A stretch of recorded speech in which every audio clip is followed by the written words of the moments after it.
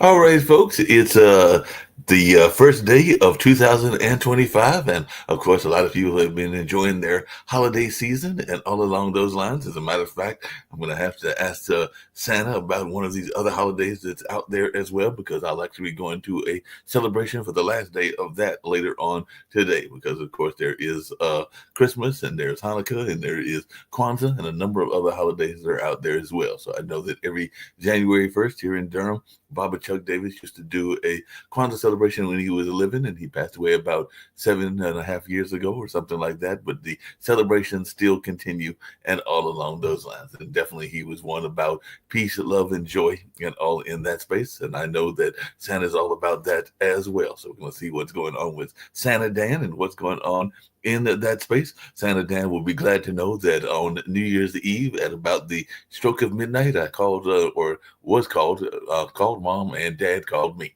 So actually, I think I had called him earlier and everything, but did call both of my parents. So even though I'm in my 60s, it's always good to talk to your parents, even if they're in their 80s. And I am fortunate and blessed to have both of them still in my life, even though dad had some rough health issues last year and everything, but is on the road to recovery and all along those lines. But definitely, it's always good when you're able to have family in your life. And of course, on Christmas, I spent that time with mom in Rocky Mount and all along those lines. So it was definitely good to see that and to have that family connection. But I'm going to bring Santa Dan in. He's got one of the longest camps around there. And he says one of the things you need is an infectious smile. He definitely got one of those. And of course, I've seen some other Santas. We had Santa Like Me, which was a Black Santa Claus. It was at the Hayti Heritage Center for several days and has been coming there for a number of years and everything like that. So it's definitely always good. And I think that one of the things you got to have is that infectious personality. It looks like Santa Dan has got that as well. So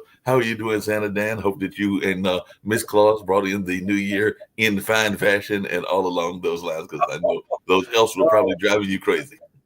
Happy New Year.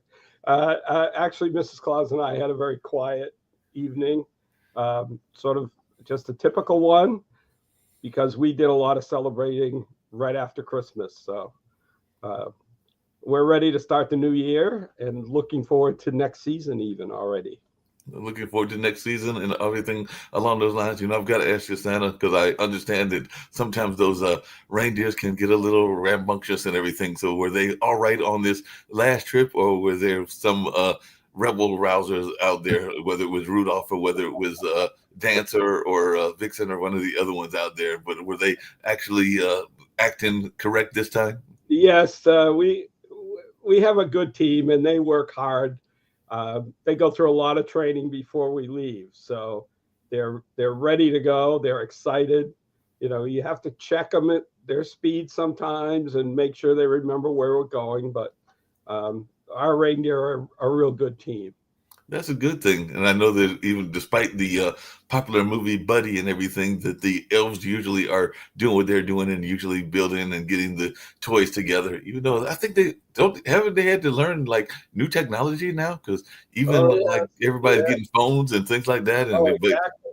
And the trouble with the electronics that children ask all the time for, cell phones and tablets, and I have to explain that our inventory is not very good, because when the elves that make my electronics are only about this tall, wow, because they're the only ones whose hands are small enough to hold all those little tiny pieces that go in there. right. So it takes them a long, long time to make things. So as I explained to the children, we may not have enough inventory to go around. So you may want that new iPad or the new gaming system, and I'm sorry we may not be able to bring it to you. But Yes. yes, the new technology. Where right now the big thing is 3D printers, and the elves are really have been pushing hard to see about incorporating those into our operations as well. Well, that's got to be difficult and everything. I imagine that, like just back in the olden days and everything, everybody wants that uh, shiny new toy, but they also want that fancy car and everything like that. So I Oh imagine yeah. the elves are probably sitting there going, like, "We are not Detroit. We're not trying to build cars and everything like that." But I know everybody wants a car or a fancy bike or something Uh, like that. it was interesting this year that there were no single things that really stood out, but I Mhm. did get a lot of requests for monster trucks. Oh wow. Of course, the Barbie Dream House was very popular, but Mm. not as it's been in past years, where every other person wanted one. And this year there were a lot of requests for robots from both boys and girls. Um, there was just a good range of requests this year. Again, electronics, the gaming systems were very popular, but um, and the 8-year-olds who want a cell phone and that type of thing. But No, yeah, and I imagine there were probably some because I know when I talked to Santa Joe, who's the Santa over at the Hayti Center, he said that there was even people that were requesting new family members because I think he said that he had a young lady that wanted a new dad or something like that, and the person was like already saying that they already had somebody in their life and didn't need that Christmas gift and everything. As a matter of fact, I think that it was the mother that wanted a new husband and the child was like, "I've already got a dad," and everything. That's what it was. So, that's a little uncomfortable to handle. Now, yes. I do have a number of adults who will say, I need I'd like a husband, or I'd like a man, Mhm. or a few gentlemen asking for a girlfriend. I did have a request early in the year. I had a note from a girl with her list of what she wanted. And the last thing on the list was she wanted a sister. Oh well. And as I explained, I can't really have anything to do with that. Right. I avoided looking at the mother, so there was no sly smiles or jokes or laugh that went out. But yes, we get a number of odd requests sometimes. Yeah, I'm sure.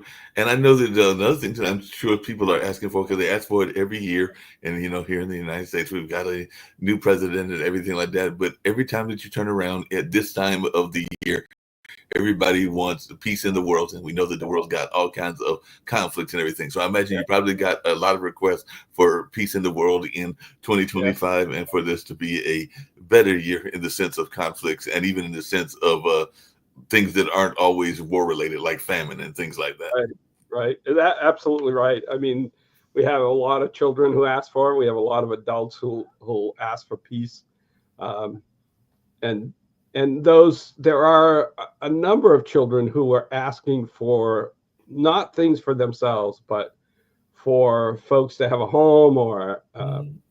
for other people who need it to have food and a place to stay and those kinds of things. Yeah, that sounds like wonderful and everything. And I imagine, we're in the middle of sports season. Yesterday, I was watching a couple of games, including my alma mater, and I went to Marquette to play in Providence and everything like that, and also watching some of the bowl games, including some on the championship source. And I'm a North Carolina native, a diehard Minnesota Vikings fan, so I know I'll be rooting for them to beat the Lions and be number one. But I imagine you probably had some requests for people from around the area, but particularly in the Northeast where you are, asking for their favorite sports team to win a championship. Uh, I, a few, I think, in New England now, people are pretty recognizing that it's going to take a while before championships come back, other than for maybe the Celtics. But Right. um, I will say, and this may not sit well with you, but I was called in to assist a college team who was going to a bowl game. Mhm.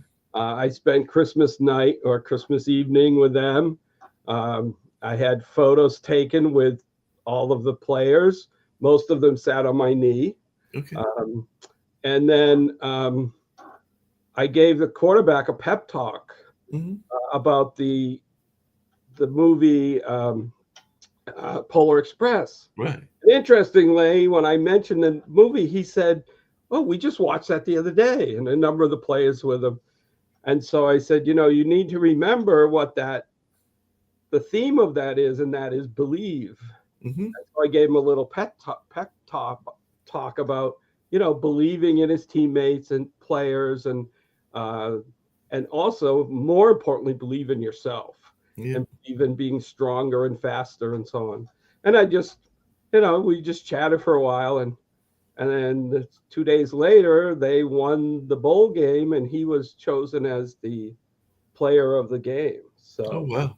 and I won't tell you that the team defeated um, North Carolina. Yes, I was thinking with North Carolina or something like that. But it seems to me that you sent a gift down to North Carolina because you sent, and I do have friends and dad used to teach at UNC that are still glad that the former coach of the New England Patriots is now the coach of UNC. So it seems like you sent them a major gift that they were not maybe expecting.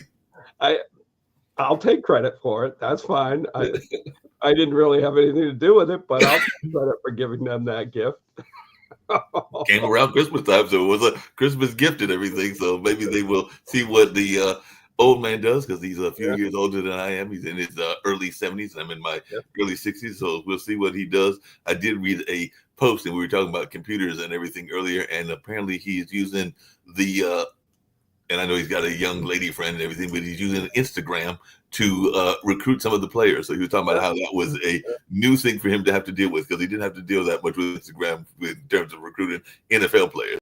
But he was saying that this is something that was new to him and that he was enjoying it, using it to find a number of his college athletes and talking to his college athletes. Because I think they're allowed to do that through Instagram and some other social media. So he's navigating a new field, but we'll take that gift any day. well, and knowing how he was with the Patriots, he'll do a really good job. I mean, he's a hard worker. He's a smart guy, and I think he can be a little crusty sometimes and not very outgoing, especially to the media. But I think in this role, he may, in fact, um, he may find it that he really finds a new approach to things and has a different attitude than when he was doing the pros. I think he'll be a great person to develop talent. Um, So we'll see how that works out because I know that the Mac Brown era has ended. So definitely he'll be starting his era and actually has already started his era now and everything like that. I yeah, know, like I said, and you kind of alluded to it, even with the reindeer and the elves and everything. I'm a big fan of teamwork because even that's what Shaka Smart, who is the coach of Marquette, preaches, and he preached it when he was at Texas. He preached it when he was at Virginia Commonwealth and everything like that. So he's definitely been a big advocate of disruption in terms of being a defensive team, but also very much engaged in that notion of spirituality. But when he says spirituality, he's talking about that notion of togetherness, not necessarily the religious right, spirituality and right. everything like that. Yeah. So I'm just wondering, is that something that you even have to get your reindeer and the rest of your team to understand that they are all one unit and that the one unit is the Santa Express? It might not be as much the reindeer as Mrs. Claus when we work together. We're working hard on becoming to participate equally. The history is that I started as Santa myself, and then she was working full time, so only did one or two events with me. So now we're working together quite often, and so we're working on being equal partners when we talk to children or do events and so on. Um, so yes, teamwork is a key element that we're working on all the time.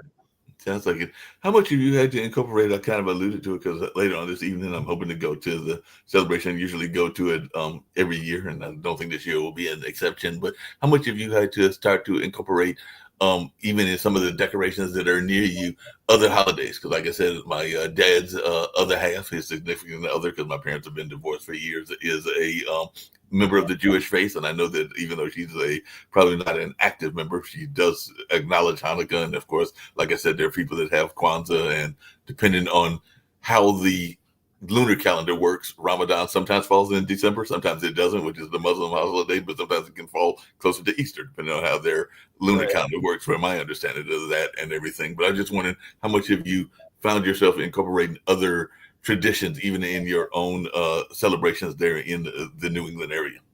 I certainly personally have worked hard to learn about other holidays. I have the privilege of working for as Santa for the Jimmy Fund Clinic, which is a cancer treatment program or clinic here in Boston, and also the Boston Children's Hospital. Mm. And so many of the folks I visit don't necessarily celebrate Christmas. Right. they may recognize Santa, but so I've really tried to learn as much as I can about various holidays. And often we had a Muslim patient, young boy, and so when I said something about Christmas, he said, "Well, we don't celebrate that." And I said, "Well, tell me about your holiday, which is Eid, I believe it's pronounced." Mhm. And so I said, "Well, what do you do?" And they talked about getting together as family and with friends and the food and all those kinds of things. So whenever I have those cases where I have a family who doesn't celebrate Christmas, I always try to ask them about what they do. And of course, with the Jewish holiday, I've had more situations through the year where I may be at a party, Mhm. and I remember, one case where there was a preteen boy or Mhm. teen boy. And when I said something about what do you want for Christmas, he says, "Oh, I'm Jewish." And I said, "Oh, I'm really sorry. I wish I could deliver for Hanukkah, but 8 nights is just too much. Right. Night of delivering presents is just way too much." And so it's a joke. It gets some good laughs, but again, I try to learn as much as I can about the different holidays. A couple of years ago, I went to the Kwanzaa celebration here in Manchester. Um, Again, just to learn as much as I could about it, I try to recognize other folks' faiths and what they believe in. We have a lot of Indian folks Mhm. sometimes who come. I had a child come for photos at a Bass Pro I worked at, Mhm. and I said, "What do you want for Christmas?" And they said, "We don't celebrate Christmas." And I thought it was interesting that they were still coming to get a picture with Santa. Mhm. And I think that's one of the things that Santa is really a secular figure. Right. We very rarely are we invited into schools Mhm. or because it's seen as a Christian or Right. a religious character. Um, but I think for 90% of the people out there, he may be connected with Christmas, but Santa is a secular person. And as I say, with all the people from other religions who come and get photos with us or have us come to parties, um, it really is more that. Now that's not to say there aren't Santas who do um, present more of a religious Right. program, or I've been asked to come in and talk about the Bible's story of Christmas and those kinds of things. So I've always taken the approach that I'm going to be the Santa for that party, that Right. group, whatever their interests are, I will adopt that. And in fact, I actually pose as Saint Nicholas, Mhm. St. Nicholas Day at a local Catholic school. And they bring me in and I just walk around, we do photos, and of course all the children get their gold coins in their shoes that are all out in the hallways. It was kind of fun to walk in and all the children are at the mass, and then I walk in and all their shoes are lined up down the hallways, and they've gone and put the gold coins, chocolate gold coins in their shoes. Yeah. So I'm certainly open for all types of celebrations like that. Yeah, that makes a lot of sense and everything. And as you were saying that, I was thinking that, like I said, I went to a Catholic university. Marquette is a Jesuit university, so I do know that sometimes the Catholic traditions can be very interesting and all along those lines and all in that space. So definitely, I was thinking about that. And you also mentioned that one of the groups that you had gone to, I think you said it was Jimmy V, and of course, Jimmy V is the Jimmy V I'm thinking of is Jimmy Valvano and everything, which was a North Carolina State coach, and I know he was very much involved in cancer as well. So I'm not sure if that was the same association that you were talking about. The Jimmy Fund Clinic has Jim. been around in Boston for, I think, over 100 years, Okay. and it's connected with Dana-Farber Cancer Institute. And they do, I mean, the clinic itself is outpatient clinic, Mhm. but they do programs for all of the folks who come through there, all the kids. Um, and even to the point of even when they're in remission, they're still part of that family. And so they do a whole week before Christmas where I go in for half a day and I visit with everybody there. I also they also do things throughout the year. They'll do trips to spring training, bringing them. They do things with all the sports teams, and actually will have patients who actually get to go to different games. Um, and then just they do for everybody that's involved in the group. They do a Polar Express Mm. at Christmas. They used to do a huge party, which I had the opportunity to be Santa at. So that particular organization is they do a big fundraiser every year, and there's always it's always such a great opportunity to come in and meet with the kids and give them a break from what they're going through. Yeah. And I imagine even in that wish list, because I imagine that, like I said, I've had some dad that dealt with some health issues and everything like that. He's on the road to recovery, but I know that there are other people out there, including some people in my own family that have terminal illnesses and everything like that. So I just wondering, I'm imagining that in some cases you get people that are requesting things that are next to impossible for you to deal with, even though you probably have to have that sympathy for them and even empathy for them if they're going through that. So I'm just wondering, is that something that you've had to face as well, where there are people that are going through whatever their terminal conditions may be, and they're requesting for either a cure or a longer life or something like that? Yep, I have often, or not often, but regularly, you'll say to somebody, "So, what would you like for Christmas?" And it'll be, to get out of here, out of the hospital, or get cured, or those kinds of things. And my answer is that Santa's magic doesn't go that far, Right. but that they're in good hands, and the people here are the ones with the magic to get you better. Right. But I've also had a number of cases where I'm I'm doing photos with children who are end of life.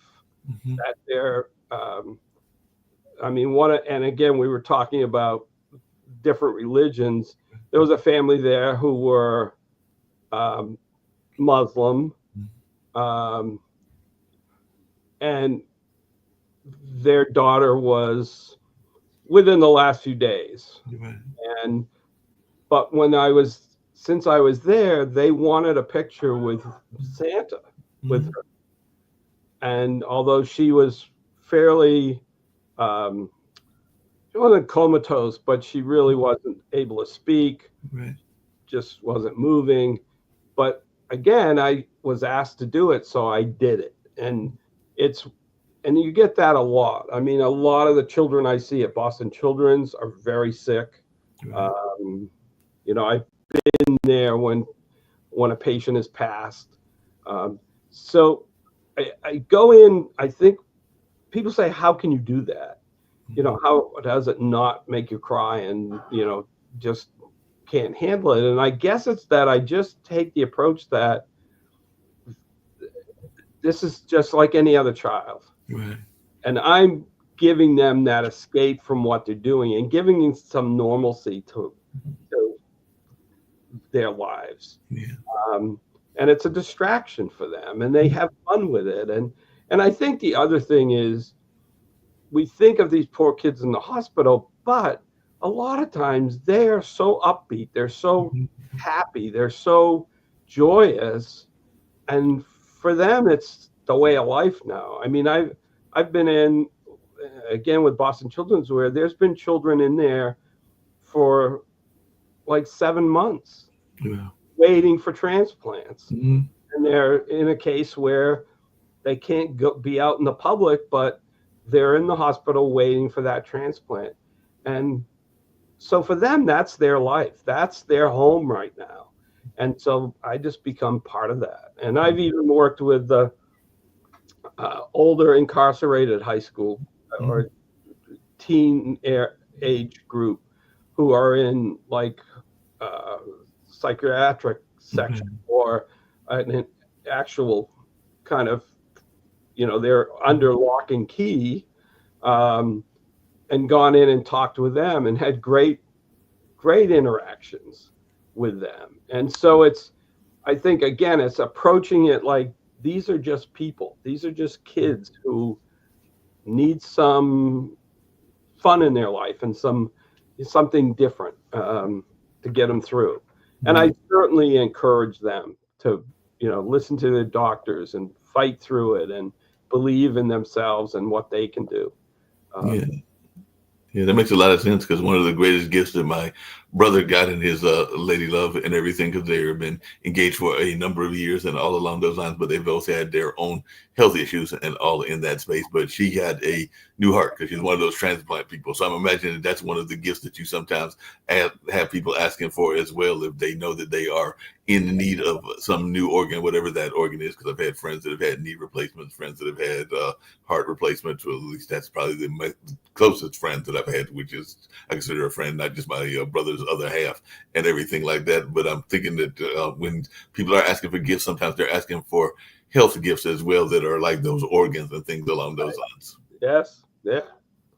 Um, I mean, it runs the gamut of what people will ask for. Right, And you just, as Santa, I mean, one of the things we try to teach the new Santa is be ready for anything. right, Be ready for any kind of request, any kind of question, and just have be prepared for it. And again, each situation is different, and reading the emotions of the children or something. I mean, they're different. You're going to have to approach each of those differently, yeah, but you just need to be ready. And when somebody asks you something that's totally out there or just totally surprises you, again, you kind of have to be ready and not, make a face or, wow, that's awful, or, you just have to be ready to deal with it. And sometimes you need that few seconds and you give them, oh, well, so I'm sorry to hear that. right, So what is it that you'd like, that would make you happy? Or, mhm, I mean, we get a lot of children who've lost grandparents right, or siblings or family members, and they'll say, I'd like them to come back. I want you to bring them back to life. And obviously that's not something we can do, right, but I've I've come up with a strategy, and actually I borrowed it from a fellow Santa. mhm, That I have the Polar Express bells, and mhm, I have them with me, and I will, for somebody who's lost a close relative, I will give them one and say, use this to remember that person. right, I just did a visit with three boys who lost their mom, and I gave them each one, and I said, whenever you are thinking of your mom or you want to talk to your mom, give it a little ring, and that'll she can now, you can now talk to her, but also hang it on the tree. And when that rings, that's a message from that person that person. thinking of you. And I also will they I try to also steer them to the happy memories. Mhm, That, think about all the fun things you did. Not that they're not here, but think back to, last Christmas and the mhm, fun things and the laughs you had and why you had such a great time with them. And I think sometimes that helps reverse that dwelling on the bad, the fact they're not there. right, Try to get them focused on, oh yeah, if grandma was here, she'd say, mhm, sit down and eat, or right, whatever. So I think, again, a lot of it's experience. A lot of it is just your psychic, your psychology as you go into it. That the role you play and how you respond to some of those tougher situations. Yeah, that makes a lot of sense. On a lighter note and everything, do you ever still get requests for the old-fashioned board games, because I definitely am a fan, and my family will oftentimes play spinners, which is a form of like almost like dominoes. And of course, Yeah, I got yeah, Monopoly, and I've got other games that are even in my own apartment and everything like that. So I was wondering, is the game still popular, or have they lost their luster, or do people still ask for Risk and Monopoly and some of those popular yeah. board games from the day? Yeah, we still get a lot of requests for board games. For littler kids, sometimes it's Candyland. Hmm. But I hear requests all the time, and it's like, oh, I love that game, and we played that all the time and stuff like that. So certainly there's a lot of those. Of course, a lot of those old games are now electronic, Right. but we still get the requests for those old time board games and even some of the real, kind of old time toys. I mean, I've Mhm. had requests for yo-yos. Oh I wow. had a child last year came in with a list. It had 15 different yo-yos on it. Wow. 15. 15 different All games. by brand name and color and it was kind of like, man, I didn't know there were that many yo-yos out there. But so sure, there's still those old time things. I mean, you think about even Barbies. Hmm. I mean, when I was a child, that's that was kind of a new toy, Right. and so it's maintained its desire over the years, or because Legos have become the new thing, but when we were kids, it was Tonka toys or Mhm. those types of things. Tonka toys or Rock'em Sock'em Robots. I remember those, and of course the football game that I Oh think yeah, I might have even got that in Christmas, but that was run by the magnet, so all the players oh would yeah. kind of like coalesce in the middle. They didn't seem to really have a play, even though it was supposed to have a design play. So I do remember some of those games and everything. I'm imagining you also got people that request things that will you mentioned grandmas, but will remind them of their grandparents, whether that's an old antique or even in my own grandmother's case and everything. And she's been gone for both of them for decades now. But I do remember the one that was mom's mom had a glider, which is like the old slide. Oh yeah. And I imagine people sometimes want some things that are reminiscent, whether it's a curio case or a glider or something that might remind them of um, their grandparents or somebody that was in Right. their. Yeah. Yeah. I mean, you don't hear it a lot, but they certainly are requests like that come through. That it's something that they played with at grandma's, or as kids, especially adults, sometimes will ask for things from their past. Mhm. So there are definitely those kinds of things that come through. Good. That's good and everything. So those people that do want to remember the past and everything. Now, one thing that I've always been fascinated by Santa Claus, and I know that this probably comes even in the New England version, just like it did in the North Carolina versions. But how many? Because you mentioned the hospital. How many stops do in an average year? Let's say that.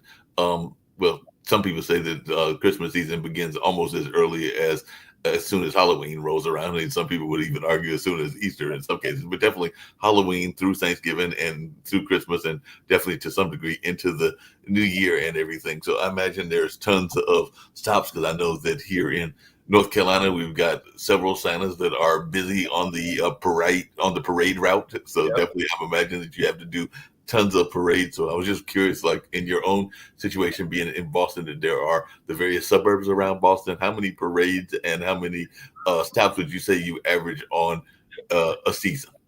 Well, I think because part of it is you have some events that go all day, like the Right, Boston Children's. I'm there all day, right, so I count that as one event.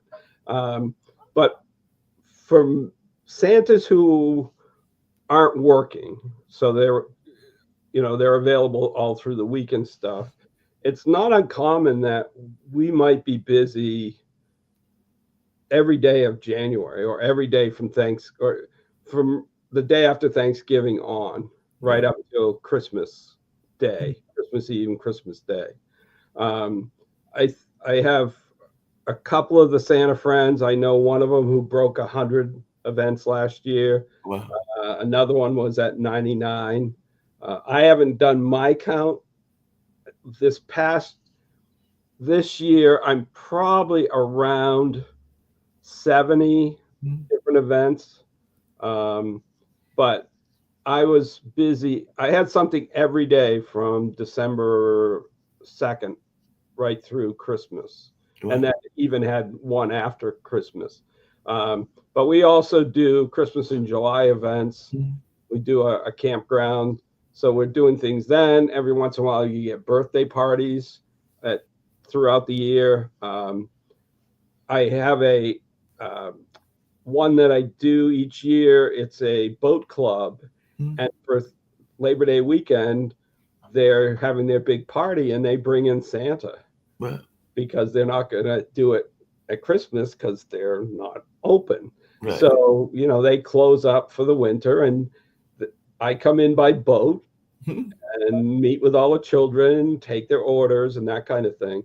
So, for Santa, and there's other opportunities for businesses and commercial work and photo shoots. I've had the opportunity to do 3 commercials. I did a. I was the face for working gear one year.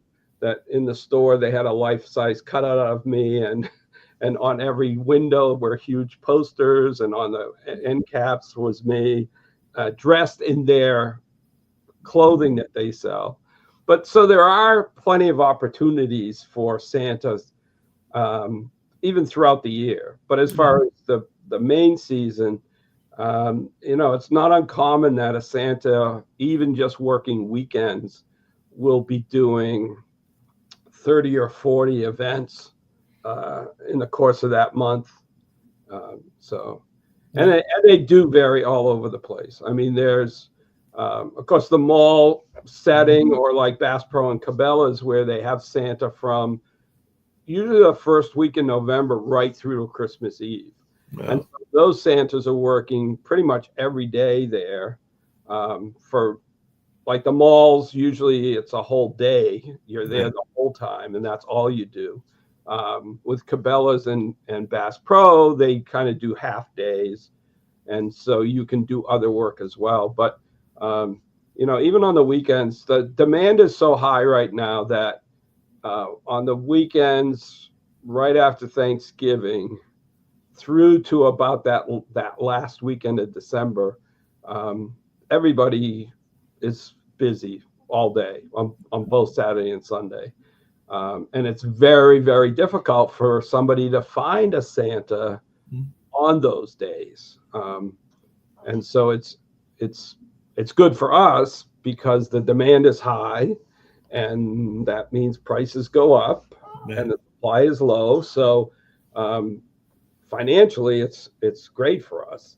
Yeah. But it's also depressed. It's also discouraging when somebody calls you and it's like, "Geez, I'm sorry, I can't do it. I'm already booked." And then it's like, "Well, do you know somebody else?" And it's like, "No, I'm sorry.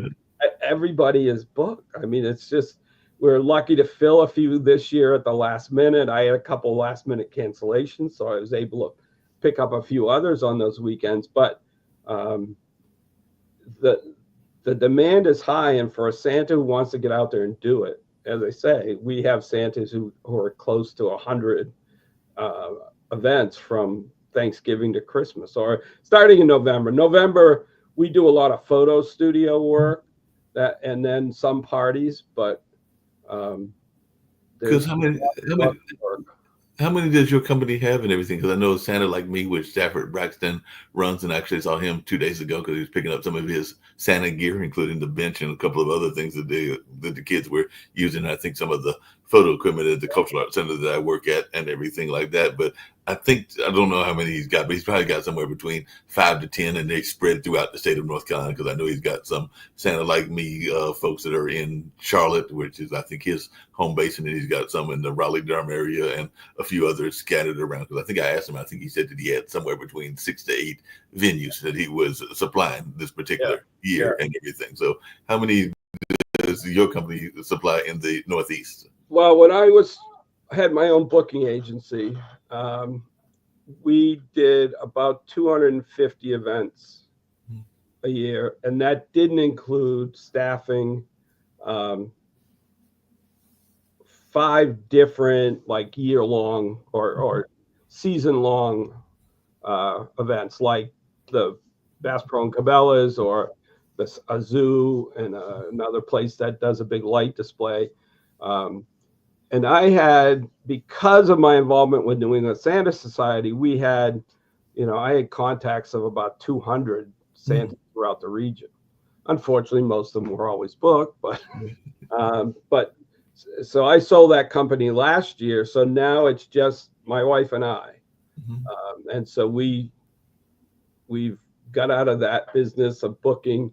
But there are agents out there who, like you say, might have 5 or 6 venues that they staff. There's certainly the big national ones that will, have probably thousands of Santas and Mrs. Clauses that are within, that are available for them to draw on.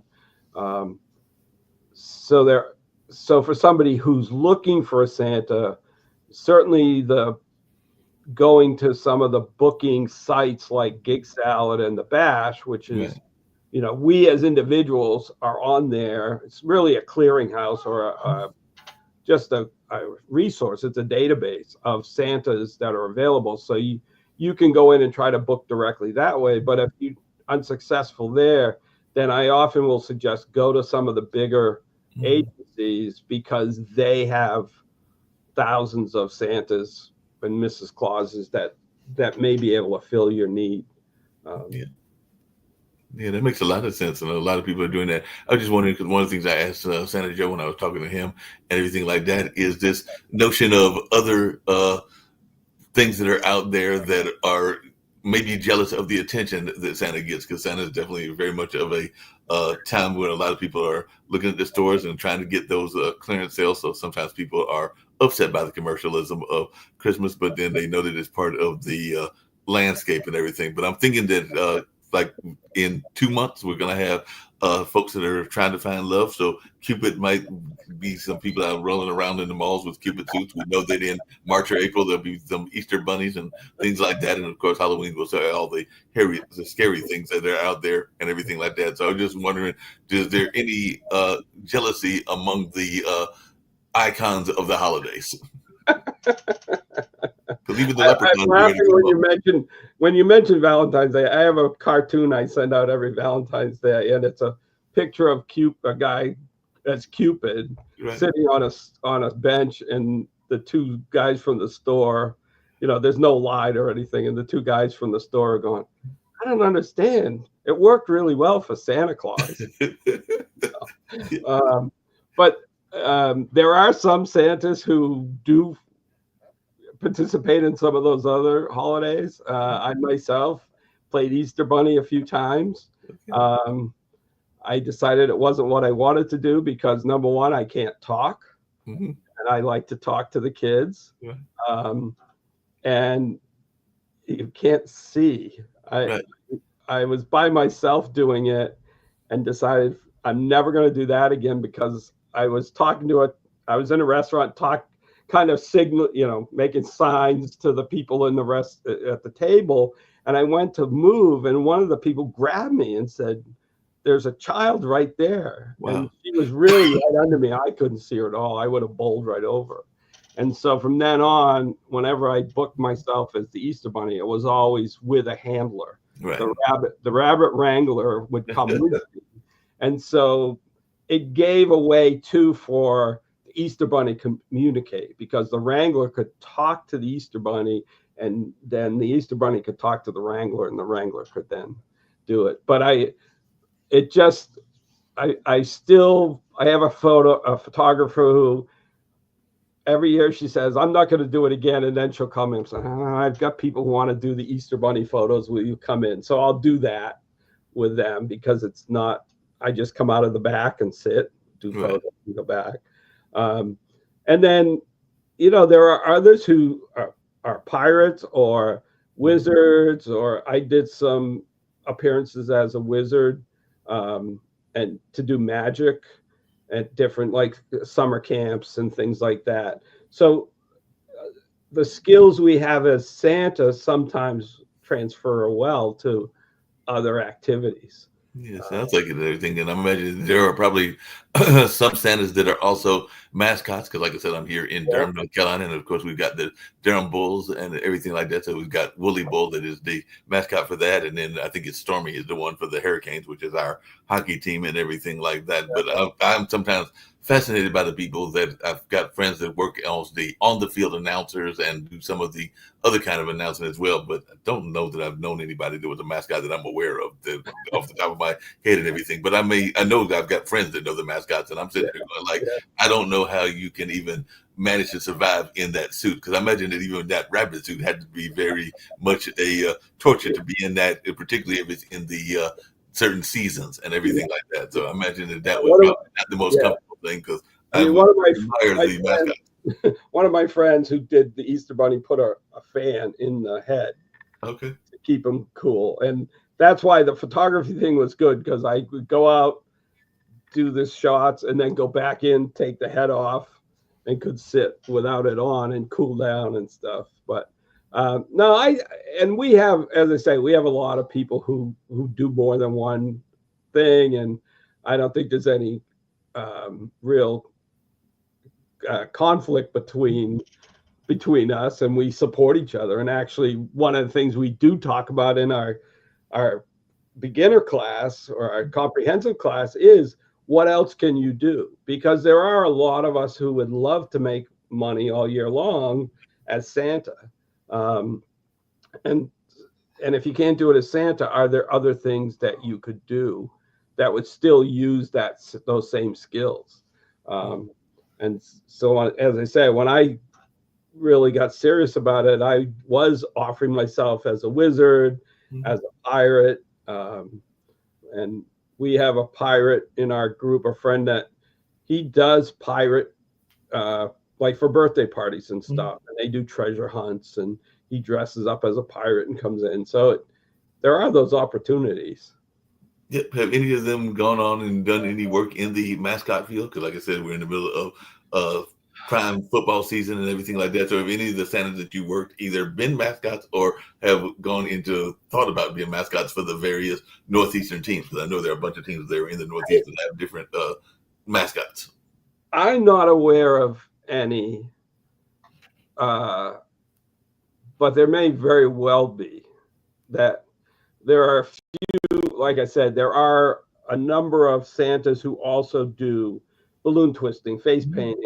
You know, they have, and they work for agencies who provide the mascots. Yeah. So yeah, it's very possible. I have one who now is in Florida that I think he had done some mascot work, but it might have been just piecemeal, and it may have been like college team. I don't think it's professional.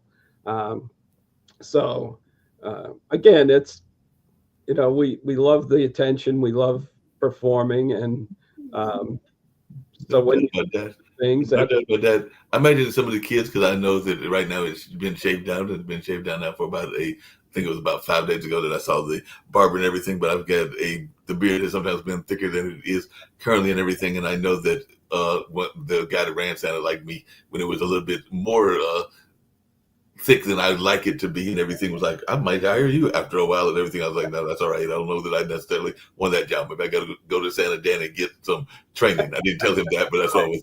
But that's what I'm thinking after I read about you. But do you have some of the kids that try to pull on the beard, thinking that it is makeup and that it is a fake beard and not a real beard? yeah, we get a few. I get more adults who will do that, Right. um, and the kind of the kids who are trying to prove you're not really Santa. They're a little older. Mm-hmm. They'll say, "Can I pull your beard to see if it's real?" And I say, "Yes, but I'm going to hold on to your hair, and I will pull your hair as hard as you pull my beard." So then sometimes they're like, but I get a few. A lot of times it'll be, well, that's not a real beard, and it's like, no, come on, give it a pull. It's real. Look, it's all growing out. So you do get that, um, and sometimes you get people who, not to brag, but you've got a great beard. They don't believe it's real. Right. because it is so big, and mine is not as big as a lot of the Santas. Yeah. I'm at that point where I kind of stopped growing. Mhm. It's actually a lot longer, but it's all thin, so I have to kind of put it up and tuck it under to Right. give it a good shape. But yeah, you certainly get those. You get kids all the time. It's like, are you the real Santa? And Mhm. or they'll say, are you real? And I'll say, oh, well, I think so. Here, touch me. Am I real? Right. And I've turned it around on kids too to say, well, what would make me the real Santa? And they'll kind of go through, well, the beard, the belly, you ho ho ho, you wear red, and it's like, and of course we as a Santa, the New England Santa Society and other groups, we get together often, and there'll be, I mean, just our monthly Santa suppers we do throughout New England. There would be 20, 25 people there. Mhm. It's at a restaurant, and you get kids coming through, and so we've kind of developed a strategy when they say, well, who's the real one? We always say it's up to you. Oh, You have to decide who the real one is. The real one's here, but you're going to have to figure it out. right. And um, that it's an interesting idea, and it's sort of a philosophy I've adopted, that for a child, if they believe you're the real Santa, Mhm. you are the real Santa. Right. And so my approach is always to try to convince them that I am. And by what I do, the story, the answers I give them, the stories I tell. And there's nothing better than when a child walks away from you and goes to their parents and goes, he's really the Santa. He's really Santa. Because that to me is what my job is. Yeah, that It's, makes a lot of sense. I'm not I'm not impersonating Santa Claus. I'm personifying him. And Mhm. there's a big difference. We get, you get actors who come in and they want to be Santa, and they develop a character and they play a role, and it's just not the same. Um, it, I think for kids, it comes across too gimmicky, too Right. actory. And so we always teach that idea of, you're not impersonating him, you're personifying him. You want to just interact with a child in a way that makes him believe you're Santa. So, our rule, the guidelines are you're always in Mhm. character when you're doing an event. Because if you stop and talk to an adult comes over, oh, where you from, blah, blah, blah, and you talk to him as Dan, not as Mhm. Santa, and some little kid hears that, they get upset. And Mhm. I had Santa friends who would go into an event and they go, well, I'm Santa's helper. I'm not the real Santa. Right. It was like, what are you doing? This kid wants to come see the real Santa. If Right. I was that kid and he said, well, I'm Santa's helper, it's like, yeah, see you later. I'm going. What do I want to talk to you for? Yeah. They want to see the real Santa. So our goal is to do everything we can.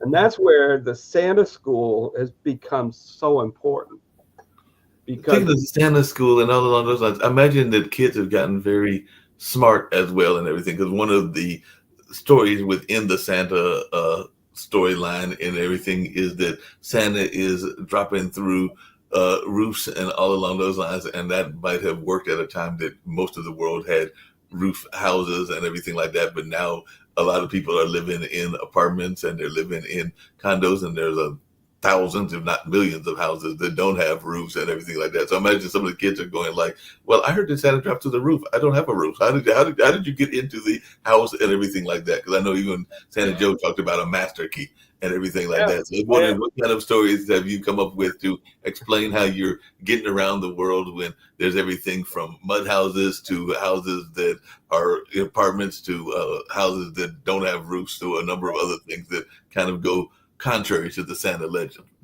Well, if you saw me dressed on my belt, I carry two things. I carry a gold key. Mm-hmm. I should have grabbed them so I can show you, but I have a gold key that's about this long with some gems on it, and it says SC. And then I also have a holder that has four small vials Mm-hmm. with glitter. They're Right. at, and so when I walk in, one of the first questions children will ask is, "What's that? What's that key for? Or what's that glitter on your belt?" And so for me, that's become the key thing to talk about, because the key, when they say, "What's that for?" I actually tell a story that's not how to get in. But one of the answers for the key is, this is a key to use on the door at a house that doesn't have a chimney. Right. And so if I don't have a lot of time to tell the story, I'll often answer it with that. Mm-hmm. Or at times I've carried more than one key, so one of them is that key.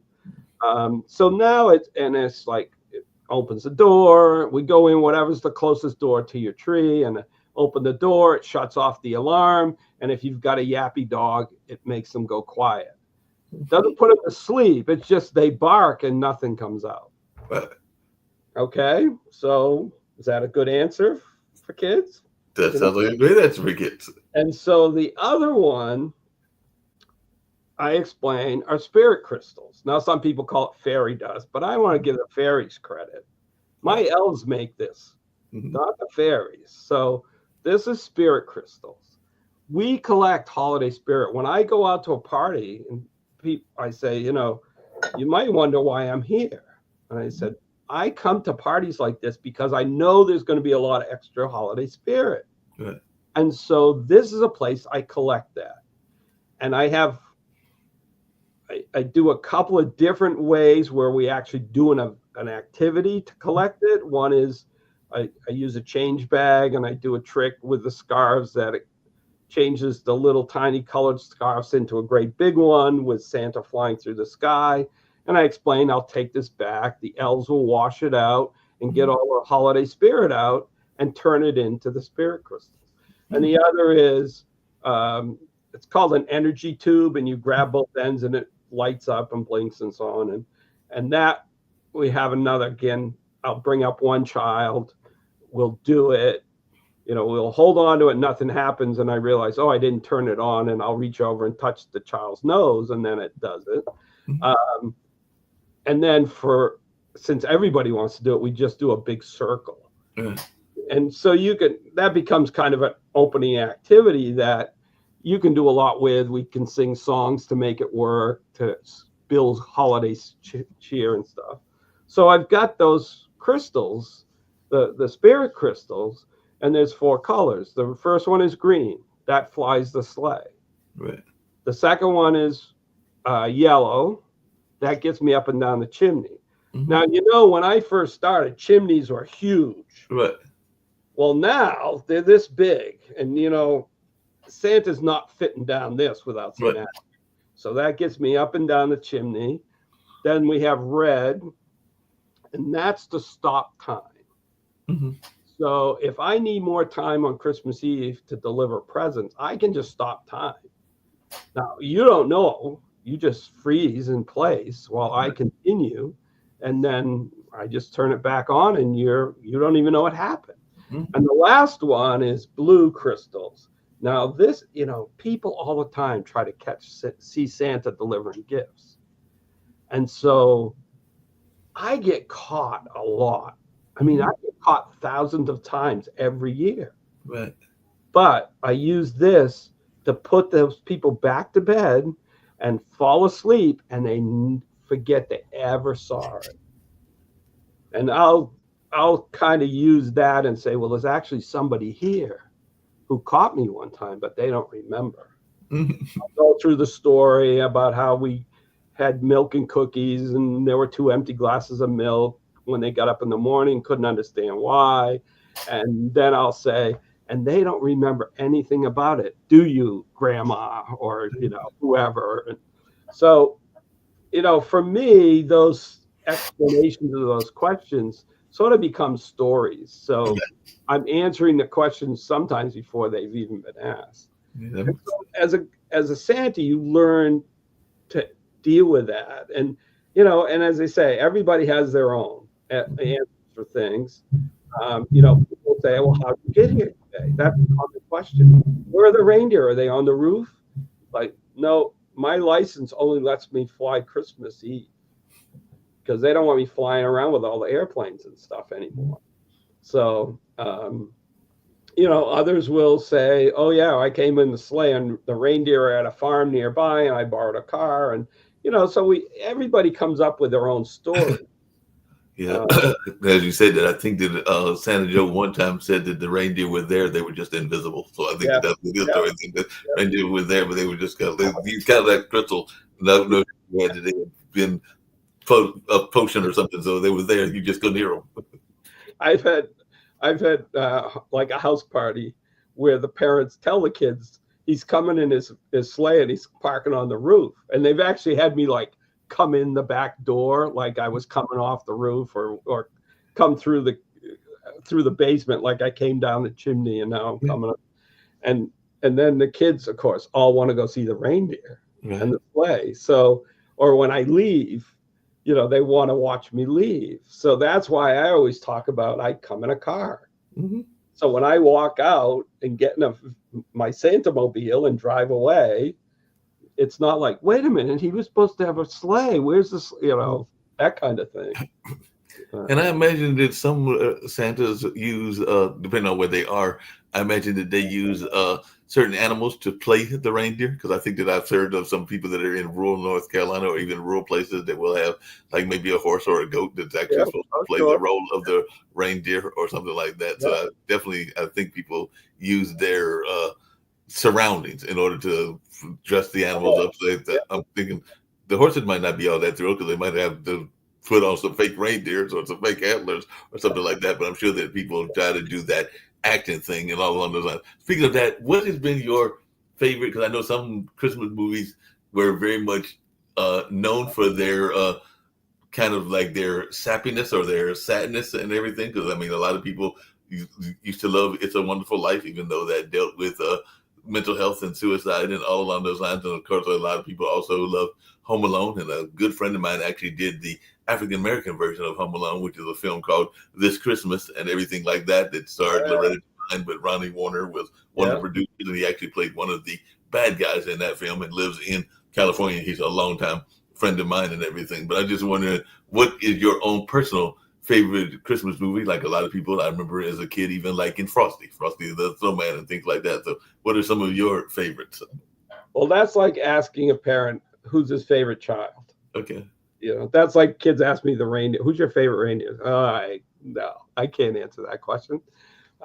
Christmas movies. I mean, we watch a lot, especially after the season because we don't have time during. But Right. I think certainly the Miracle on 34th Street as a Santa Mm-hmm. is a favorite because of the whole belief aspect of it, Mm-hmm. believing there is a Santa, and certainly there are many things from that movie that a lot of us use. Child asks me how old I am. I'm as old as my tongue and a little bit older than my teeth and 14 years older than my beard. And they look at you like, what? And I'll say, well, you're the same age. You're as old as your tongue, a little bit older than your teeth. And since you don't have a beard yet, we can't count that. But, some of the kids, it's like, still don't get it. So it's like, talk to your folks about it. They'll explain it. And others will use the year of St. Nicholas's birth. Right. I like that one because it just leaves it way up in the air. And doesn't nail it down. And but the whole character of Santa and his nature and all the things that happen, and of course the big thing at the end is, was he Santa or Mhm. not? And even at the end of that movie, it's left hanging. Um, so for me, the whole belief part of it is such a key element, and that it's really the first version of it. I don't know if I've ever seen the latest one. I probably have, but I know it's the other two just aren't the same. They're not as good. And Edwin Gwynn Right. as Santa is fabulous. Um, you know, there are so many movies I watch and I use things from it. Uh, Right. certainly Elf is a Mhm. fun movie, and I would watch it all the time. And one of the things I'll bring up is when I'm talking about, we're trying to create more holiday cheer. How do you, how can we, get everybody in holiday cheer? What's my friend Buddy say? And the kids all know, Right. sing real loud for all to hear. So now we sing a song. Uh, Mhm. the A Christmas Story is probably one of my favorite movies Right. of all movies. Um, I remember, and this is going to sound harsh, but I remember the first time I watched it when he shot the target and it came back and hit him in the eye. Mhm. I laughed so hard. I just uncontrollably laughed. Now, it's like all through the thing, you're going to shoot your eye out, and then, and, but I laughed so hard. Of course, once you've seen it once, you know what's going to happen. But I love that movie, partly because it's kind of what a lot of us went through as kids in the back Mhm. in the day. You got two presents, and you Yeah. know, and you knew what you wanted, and there was one thing. Um, and then certainly, It's a Wonderful Life is a great movie as a movie. Um, the the Santa Claus with an E, uh, Mhm. which everybody now spells Claus with an E when that's not how Right. we spell our name. Even Santas will spell it with an E, and it's like if you're a Santa and you don't know how to spell your own name, I don't think you're a Santa. Um, and and so there's things that from different movies I'll take and use. Christmas Chronicles was Mhm. awesome movie. The first version, the second one wasn't as good, but the first one. And I always say to people, the best thing about Christmas Chronicles is they finally got Santa represented the way he really looks. Now the kids don't get the joke, but the adults will. That's good, the joke and everything. Do you ever take anything from? Because we had a famous theater person. Actually, I think he's slowly, if he hasn't already, turning it over to his son. But for many years, Ira David Woods, whose daughter is Evan Rachel Woods, the actress and everything, was playing the role of Scrooge, and he played Scrooge for years and everything. So I was just wondering, do you ever take anything from the Scrooge story as well? Because Ira did that role and played and even used to make some political satire as well. Yeah, I, the thing I love about the Christmas Carol Mhm. is the idea of Christmas, past, present, and future. Right. And I do an event with a bunch of senior citizens, and there's a ton of them, and it made me think about here you've got people who are, each year it's like, are they going to be back next year because they're Right. at that age, and as we talk to them, I mean, one of the things I'll say to them is, you certainly have plenty of past memories, Mm-hmm. from Christmases past, and this year you're going to make some new ones. I said, but don't forget about the future, Right. because even if you're not there, Mm-hmm.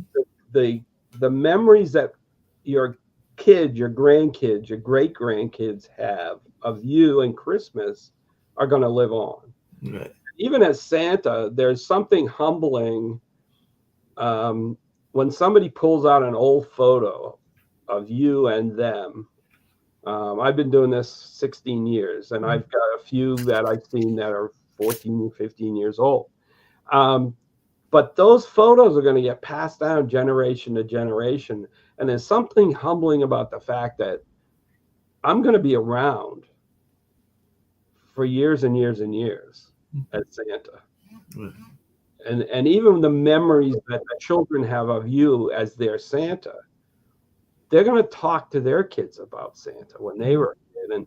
And so, for me, that's really humbling that I'm going to be around as their memories in the past. Mm-hmm. Yeah, that makes a lot of sense. But I'm also imagining there's sometimes movies that are out there that are maybe not your favorites, because I heard that there was a new movie that came out this year. It's called Red One, but apparently it was a little bit darker version of Santa than people like and everything. So I was just wondering if there Yeah. are the darker versions that come out that you're sitting there going like, that's not the Santa that I know and love. Actually, our group, over 50 of us, went to a preseason screening of Red One. And I think we all go into any movie with Santa to see how Santa's portrayed. Right. And in this one, the nice thing was Santa was well portrayed. I mean, he's creating pressure on us now because he's doing 500 push-ups and works out in the gym and is fit, So that's put pressure on all of us now to get healthy again.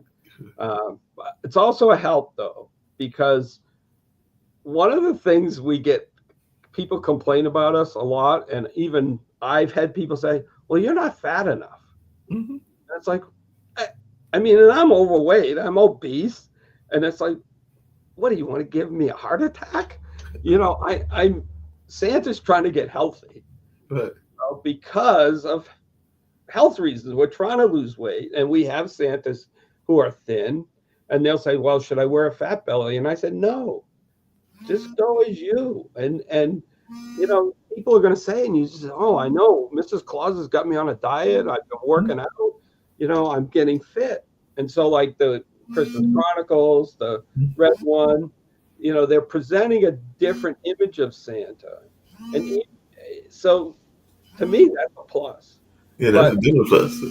But the movie itself, as a Christmas movie, it's kind of all over the place. I mean, it was fun. It's a lot of action. It's not for kids, not for young kids. I mean, it's PG-13. There's a lot of fighting and action and so on. And there's a kernel in there about the whole idea of belief and that kind of thing, but it's doing way too many other things, and it's just, as a movie, it's all over the place. It's an action film. What did you think? Because I was actually surprised, because I guess it was set in Christmas, but I never think of it as a Christmas movie. But I referenced it, and I even referenced it because this Christmas actually has the title this Christmas. But Home Alone apparently is a Christmas movie because the kids were abandoned or left alone during Christmas and everything. So, but I don't ever always think of it as a Christmas movie. But what do you think of Home Alone and this whole notion? And like I said, this Christmas was a takeoff of that movie. It was kind of an African American version of it. But yeah, I think it's great. I mean, I think there are 5 or 6 versions of Home Alone. Right. And then, of course, there's takeoffs like that. And I know with this, there's a number of movies that there are remakes done from African American, or there's some Spanish families, those kinds of things that take off on those movies. And I think it's great. I mean, I think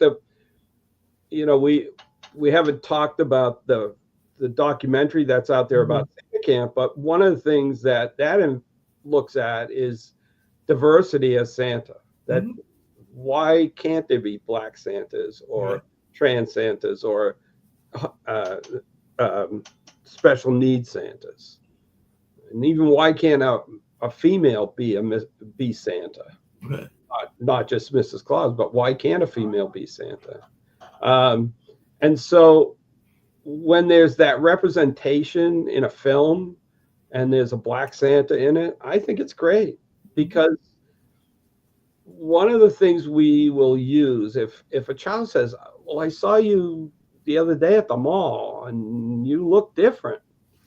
You know, a friend of mine came up with the idea that, well, you see me as you want to see me. And Right. then somebody else had a different take on it, which I really liked. And that is, well, there's somebody here who needs to see me the way I look now because they need spirit. They need to believe in Santa again. So I look the way they remember Santa. Mhm. I thought that was a great way to put it because it excuses why we all look alike but different. But also it's again that idea of I'm doing something for somebody who needs me and that spirit of giving and stuff. Yeah. Uh, so so to me, it's I think having diversity in the Santa community is awesome. I just and it's grown significantly over the past years. I go to we have a national organization that puts on a conference every 2 years, and over the years, you know, back in 2012 when I went to the first one, I think there might have been two Santas of color. Um, the last one we had in Memphis, there were dozens. Mhm. Mrs. and Santas and Mrs. Clauses. And that so that community is really starting to grow significantly. And there are when I was booking Santas, I would get requests for a black Santa or Spanish speaking Santas. So the diversity is definitely growing. One of our graduates from Santa Camp 2 years ago. He's one of the ones featured in the documentary. He basically had a full year. He kind of stopped doing what he was doing as a job and devoted his whole time to Santa, and he just blew it away. I mean, he's in Arkansas, but he is the Black Santa from Arkansas, and he did, I think, I read on Facebook, I think 200, no, I think maybe 300 events in the course Yeah. of the year. Because, like you said, because Stafford Braxton, who I referenced earlier, is the guy that does Santa Like Me, which is a North Carolina company. I think they also go to Virginia. They may go to a couple of other states as well, but it is a booking agency for the Santa. And he sometimes plays one of the helpers. 'Cause I don't think he's ever played Santa himself, but he's definitely got a number of Santas and everything. But it seems like part of what you're saying is part of what he is the reason that I think he came up with the name is that sometimes people want to see something that looks like them in terms of the representation and things like that, which is why he calls the company Santa Yeah. Like Me. But I was just wondering, how much do you think historical accuracy is needed? Because one of the things I've heard, not just him talk about, but other people talk about, is the fact that St. Nicholas was in the actual St. Nicholas was in Greece, which means that he was Mediterranean, which means that he probably was of a darker complexion than the image that we sometimes see of Santa and everything like that. So how much do you think that there needs to be some sort of historical accuracy, or does it even matter in the storyline? Well, it was actually Turkey, but Right, still the same argument right. holds up that he would have been darker skinned. That's why when you hear people say, "Well, Santa's white," it's like, nah, because he was, you know, from St. Nicholas was white, and it's like, no, he wasn't. But I think the historical accuracy, I find that Santa is a mythical character, Mhm. especially today. Yes, the you can trace back maybe to Saint Nicholas and his spirit, but certainly there's nothing, and there's certainly things that Saint Nicholas did that we now incorporate into the Santa, you know, stockings or you know, gift giving at night, incognito or not incognito, but secretly. Mhm. Um, you know, for the stories of what Saint Nicholas did. Um, but there's no, you can't trace that, you know, Saint Nicholas really became Santa Claus. Right. And, you know, Santa Claus is a legend. And there are other alternative Mhm. stories about where Santa came from.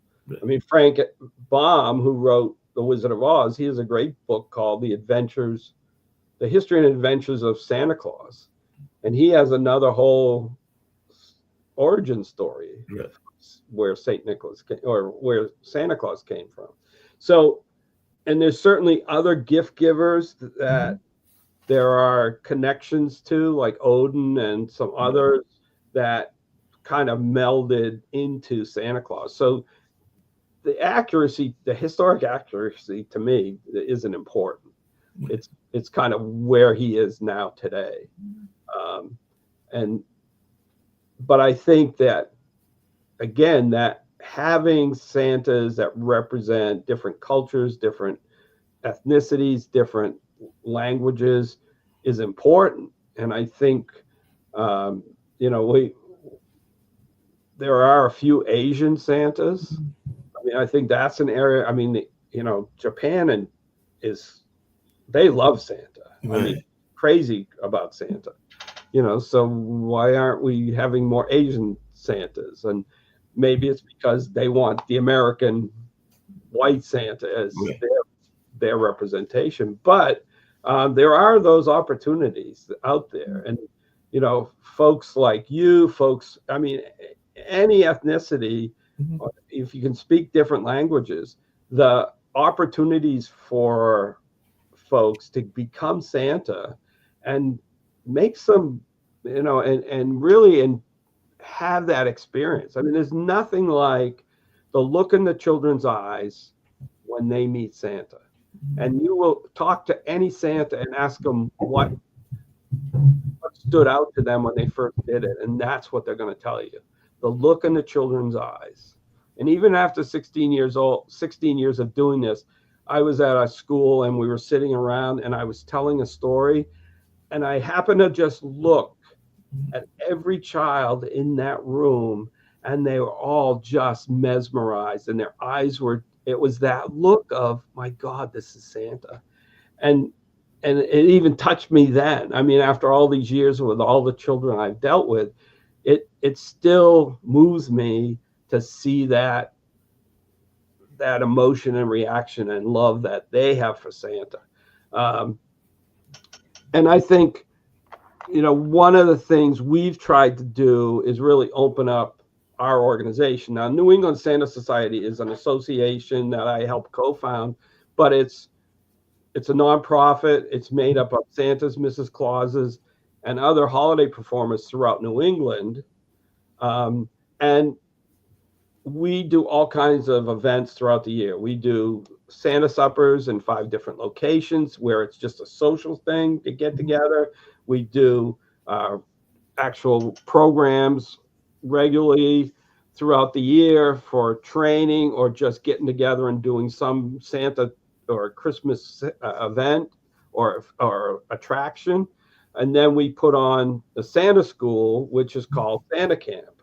And we have a comprehensive course that's for newer folks, people who've never gone to a school before. And we try to cover the whole gamut of what it is to be Santa and Mrs. Claus, where you find work, your outfits, beard and hair care, what's the role you play, what kinds of activities will you do, and again, and the whole business of Santa. When you are Santa, you're now setting up your own business to operate.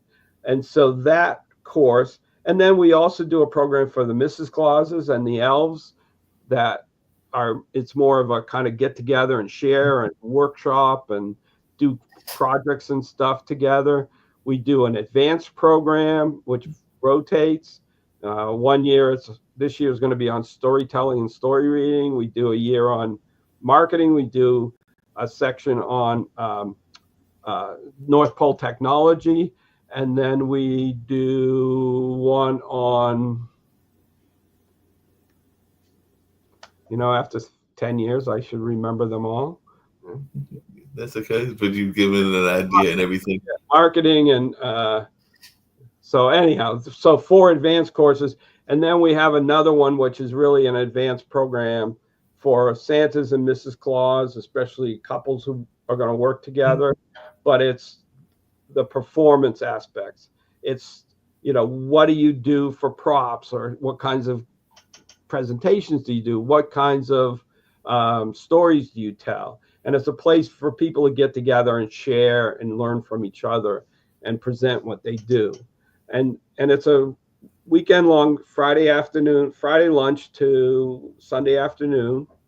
It's the whole time. We have a facility that people stay at. We have evening programs. We have classes after dinner. It's really about the education, but we also have a lot of fun, and we do have social activities, and it's a great place for folks to just get together and share and learn, especially for beginners.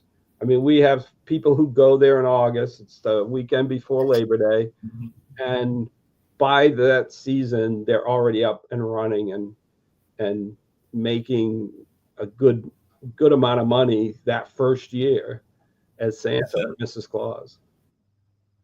And I know that not every Mrs. Claus wants to be Mrs. Claus, because even one of the Santas that was at the Cultural Arts Center that I worked at, the gentleman that played Santa Joe and everything like that, his wife actually wound up being more like the entry person. So she did Yes. not want that role of necessarily Miss Claus, Yep. but she would There be are. one that would Yes. kind of like monitor the people coming in and make sure that they had their correct number and all things Yeah. like that. So that Yeah. even though she would have been a natural Mrs. Claus because she was already Santa's Yeah. actual wife, she chose to have another role. And I imagine you've seen Yeah. that in some of your Santas, that Oh their yeah. wives don't really want to be the Miss Claus; they want some other role in the Santa operation. Yeah. We have. I mean, there are definitely a number of those, especially the younger ones who don't want to be associated with some old guy and have to be an old lady, but and some that just aren't comfortable performing, or being in the line, in the spotlight. But as you say, a lot of them play other helper roles. Right. um, you know, Making sure Santa's dressed and his beard straight and all that stuff when he goes out the door, or helping with the business aspects of it. And there's certainly, we have a lot of members who are in that position, that they're not performers, but they're spouse or partner of somebody who is, and we welcome them, and they're part of our organization as well. That makes a lot of And sense. we also, others who do, like, we have a number of folks who just are elves and Hmm. come in and work. And so, and it could be other things too, reindeer handler, or, any kind of role in the Santa community are welcome to participate. That makes a lot of sense. How much time does there was a question I had to in that relationship, and I had to remember it's kind of like you did with the other thing. The question just went into one brain and out the other, and everything along those lines. But it'll come to me in a second and everything. But I'm imagining that a lot of the folks that are in that Santa space are also, like I said, in other spaces as well. So I'm just wondering how much of the time do you give all year to being Santa? So how much time do you spend on being Santa? Is it a 365-day a year job, or is it something that you're able to have other jobs? Because I know in other performance related jobs, there's this whole notion of work life balance and having to have other jobs. Like I've got a number of friends that are musicians that are also Uber drivers and also drive Grubhub and things like that. So how much of your Santa jobs are able to be 100% just Santa, or do they have to have other jobs as well? Um, I You couldn't, unless you have a unique opportunity where you could work as Santa year round. Um, you can't That can't be your living, Right. being Santa for the 2 months, or and some odd days. Um, I mean, those of us who do it make good money. We make a, I'll often tell people, just working weekends, you can pay your property taxes, or you Mhm. can, go on vacation, or that type of thing. And there's certainly a lot of Santas who volunteer and Mhm. don't charge, or they charge minimal. But we have a lot of Santas who work full time. Well, And so they only work on the weekends. Or we have a gentleman who's been doing it again about 15 years. And he works full time. He's younger, still works. Um, and he works on weekends, but he takes the the last 2 weeks of December as his vacation. Right. So he fills up his schedule then. And plus he can work nights. So we have a lot of people who do that. They can work nights or work around their work schedule. So you don't have to be retired. Certainly a lot of Santas are retired. And as far as age goes, there's no, I mean, we have Santas who are in their uh, early 30s. We have a couple that are in their 20s. Certainly the majority are, over 50 or 60. Um, but there are so many opportunities now.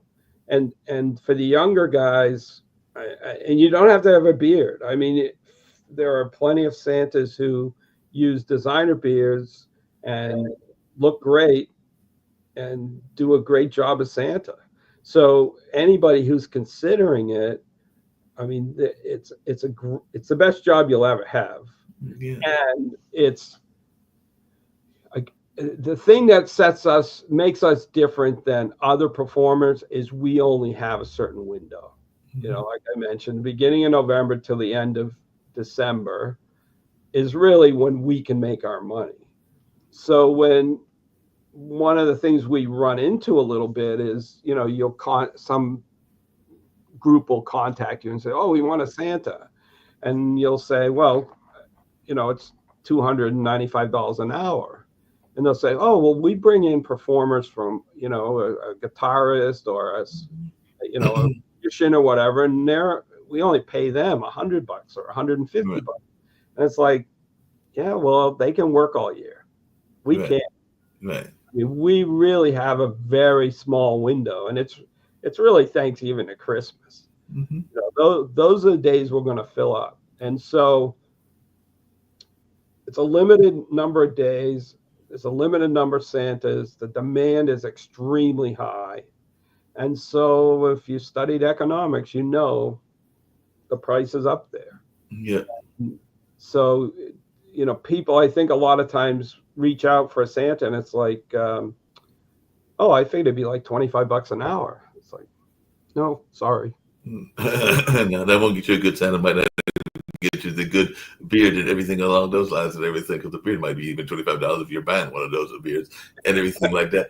I know one of the things you said is important for Santa is that infectious smile, but Santa also does a lot of talking, and of course, kids can be very rude as well and everything. So I'm wondering, does Santa have to keep by his side a couple of breath mints and everything like that? Because kids will definitely sometimes let you know if things are going worse than they would like and everything like that, because kids can be truthful and also very rude and everything. So I was wondering, does Santa have to keep a copy of breath mints around him at all times as well?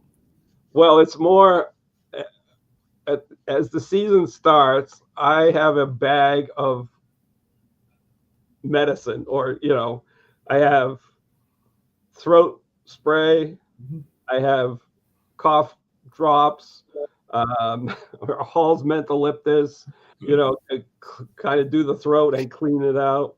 I carry a thing of honey with me, Mm-hmm. so I'll take just a mouthful of honey to coat the throat. I mean, I find it's as much that. I also start taking energy, fire cider. I mean, I had a lot. I took a photo one day and put it on Facebook of all my things I take in the morning, mainly to try to fight off all the germs and everything that you're dealing with. Plus, the first week of December, I do a lot of events with a lot of children, and I'm talking a lot. Right. So it's always the end of that first week. My throat is just, fighting to talk. And so I really try to be preventative and all that. So you are really kind of fighting off the germs and trying to stay healthy and energy and all that kind of stuff. As far as the children go, as far as rudeness, we get them occasionally. More often, it's the kids who will come up, they're maybe 10, 9, 10, 11, and it's like, "What's my name?" And it's like, "What? You forgot your name?" they're trying to challenge you that you're not the real Santa because you don't know their name. And I usually will do this thing where no, I know my name. Well, what is it? No, you tell me and so I'll just go back and forth. Hopefully the parents are paying attention and we'll go, Johnny, how could you forget your name? And then I know his name. But also a lot of one of the other ones a friend came up with, and I'll use this is, oh, should I know your name? Because I only know the names of the kids who are on the naughty list. And so you'll see him think a little bit. No, I guess you shouldn't know my name. But you get more of that kind of playful stuff. I did have an event this year that the kids, there were 3 or 4 kids that just were kind of like, rude, and anything you said they contradict and so on. And of course that feeds the rest of them. Right. And at one point I just kind of said, you need to sit down and be quiet because, and I got a little, they knew I wasn't happy with them. Right. And so but that's rare. I mean, I think there was only one other event where there were 2 kids that just were rude and nasty, and I just thought, okay, I'm not coming back here again. And the thing that bothers me is the parents don't correct them. That's one of the biggest things is the parents don't say, wait a minute, and you'll have those kids who say, I know you're not real. And so, I try to, I understand they don't believe in me. So I'm going to say, look, years ago when you believed in Santa, wasn't that really cool? Didn't you really enjoy that you knew Santa or you met Santa? So don't spoil it for the other kids. Don't spoil it for the little ones. And sometimes you find ways to bring them into helping you, that you're going to be the assistant Santa, and you're going to help me pass out the presents, or you're going to help lead a song or read this book, and try to get them on your side rather than that confrontation. So do you ever have people that are asking you on that naughty list, people that they are wishing were on the naughty list? Because I imagine that there are people, whether it's on the sports side or the political side or whatever the various sides, and they're upset that they're thinking that somebody needs to be on the naughty list that may not be on the naughty list. Well, more often than not, we'll after the parade that we did, we walked around to different restaurants, and we'd go in, and somebody at the table would go, and these are adults, but it was like, she's on the naughty list. Mm-hmm. And so I go over to that person. I say, well, tattling is one of the things that is a check mark in the naughty list file. and even with kids, I had a little boy the other day, and he had a couple of elves, and he just went on and on about all the bad things his elf was doing, all these pranks and stuff they do. I mean, he went on and on and on. He says, you need to put him on the naughty list. And I said, really? You should go on the naughty list? I think he's just being funny. He's trying to be funny. Well, he did this and that. And finally he goes, he should go to jail. He was like, 5 years old. And it was like, really? He should go to jail because of all these things. And so you get people who'll say, well, are you on the nice or naughty list? Mm-hmm. And kids, I don't know why, but you say to a child, are you on the nice list? And they'll say, I don't know.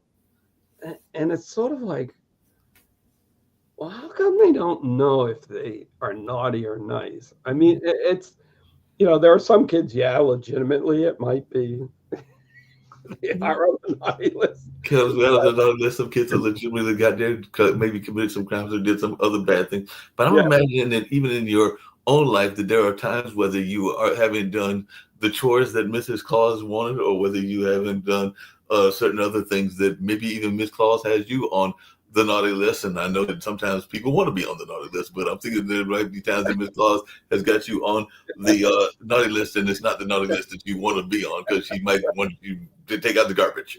Yeah. Well, we've actually, a friend of mine who was a Santa during COVID threw away the naughty list.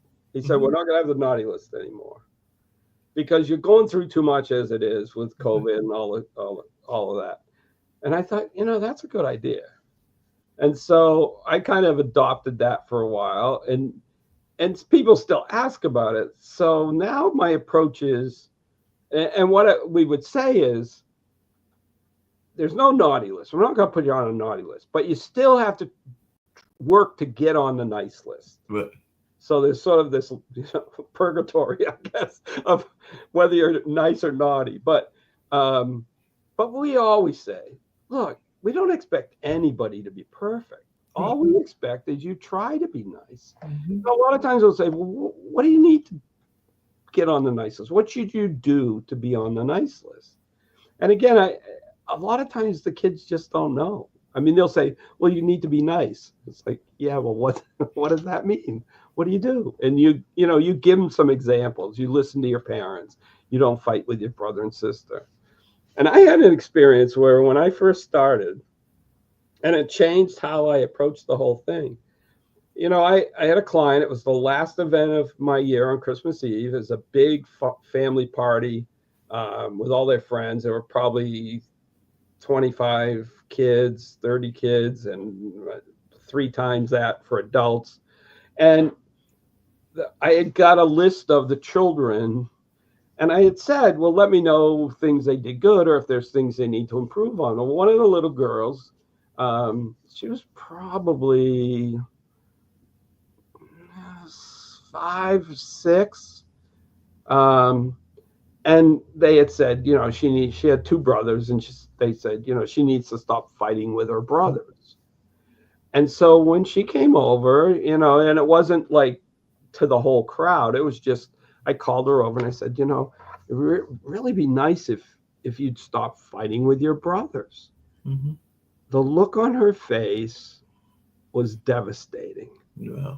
That Santa would call her out on that, and it was just like, wait a minute, I'm not going to do this. Mm-hmm. I'm not going to call kids out for being naughty because I'm Santa. I'm supposed to make them happy, not upset. Right. And so I kind of developed that philosophy over the years. I had another client who would send me a list, and it was things the kids did wrong, each one of them. And, some were good things, but it would be like, fights with a brother, or another one, it was drop the eggs on the ground. I always remember that one. And she would give me this list. So again, I'd meet with the kids, and I wouldn't mention the bad things they did. I'd talk about the good things. And part of it's my memory's not very good, so I can't remember stuff anyhow. Well, the next year, on the packages for each child, she had a Post-it note, and it would have the bad things that they had done or the good things they'd done. And in a few cases, I say, something about, got to work harder to be, listen to your folks or whatever. But in a lot of them, I just ignored them. And she did it for about 3 years. She'd put those notes on. And I think finally she realized, he's not going to say anything. So, but some of them are just kind of like, okay, that was an accident, they dropped the eggs. That's not naughty list stuff. That was a total accident, and all along those lines. One of the things I know, and maybe I've watched too many of the bad TV shows in terms of police dramas and everything along those lines, everything. But how much, even with the Santa camp, do you have to do to make sure that the Santas are have police clearance, or that they are being safe Santas, if I can use that term, and everything along those lines? Because I do know that sometimes predators can be out there. They can use Santa as a very bad thing as well, and everything along those lines. How much does the Santa camp find ways to weed those out or make sure that those don't happen as much as you can? Yeah, as far as our organization goes, we don't require that they have background checks or to join our group. We don't, because we don't want to make any kind of guarantee about the people who are in our organization. Right. If they say, "Oh, I'm a New England Santa site," and somebody says, "Well, they check background checks," but we don't do that. However, we strongly urge, um, in the school, we talk a lot about, you need a background check, you need to get insurance, you need, to let people know that you have those, because it demonstrates a level of professionalism. Right. That a lot of Santas, like you say, I mean, there are Santas out there who don't have background checks, they don't have insurance, they've never gone to any kind of training. They throw in a red suit, they go ho ho ho, and charge to go visit homes. Mm-hmm. As an agent, and all the other agencies that are out there, they require that we have background checks for all the Santas who are being given jobs. So if you work through a reputable group, they're going to have background checks. Now there are some that are, don't require it. They're looking for things to book, and they book it and then they give it to the Santa, and it's like, they're not really vetting their performers. But Right. the big ones, Hire Santa, the Nationwide Santas, a number of the others, and certainly all the malls that bring in Cherry Hill or some of the other photo companies, they all require that. And as I say, we really encourage everybody to get those.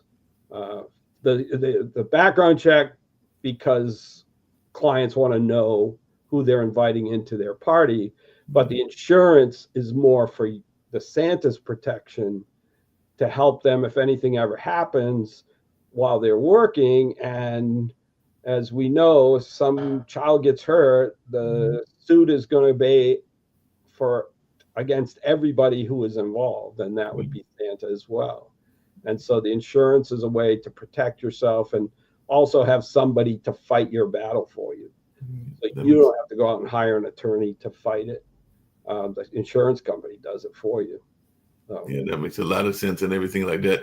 How important do you think it is? Because you mentioned the documentary, you mentioned the education, including what y'all offer at your school and everything. How important do you think it is for a Santa to have that education? Because I think a lot of people think that it's like anything else. You can just, like you said, put on the suit and be Santa and not necessarily have the training. I know that even in the email that I got from your PR folks and things like that, it would talk about the infectious smile and things along those lines. But that's something that's probably a necessity and everything. But how important do you think it is to have that education along with the infectious smile?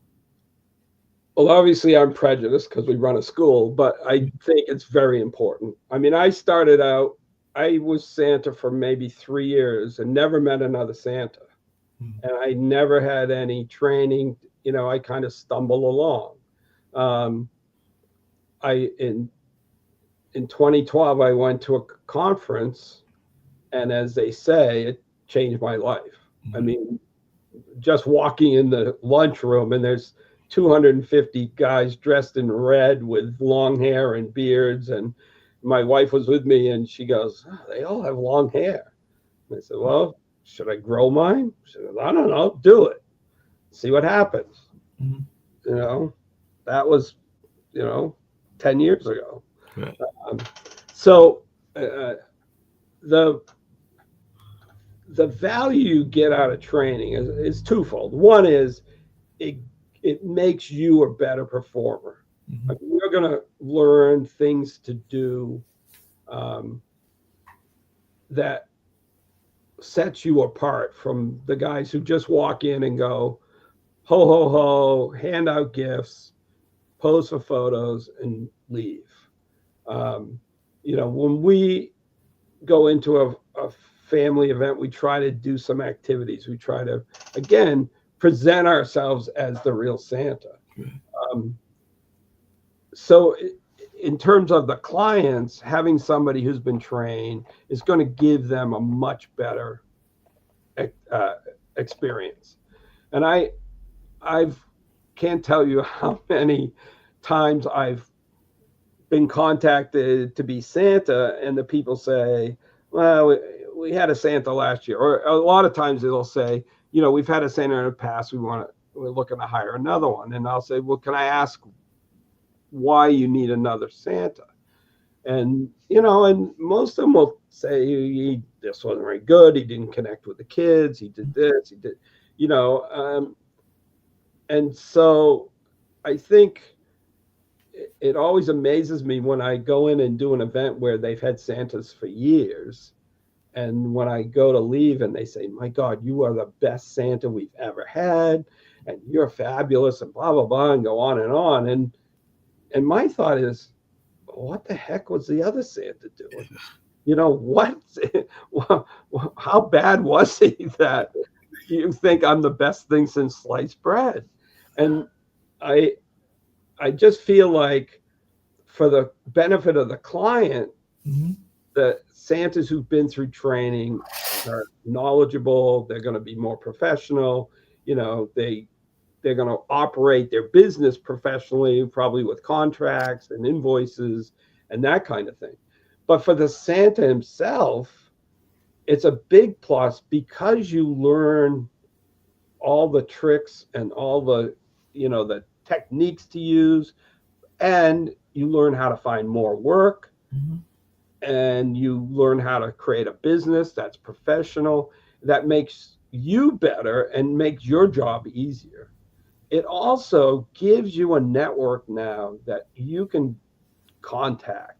I mean, we've got guys and women who have come to Santa Camp, didn't really know anybody, wasn't involved in the organization, and now they've got friends that they can contact. And a lot of cases, they're the ones, they meet somebody nearby. It's like, I've got somebody who needs a gig, and they pass it off, or vice versa, and share work.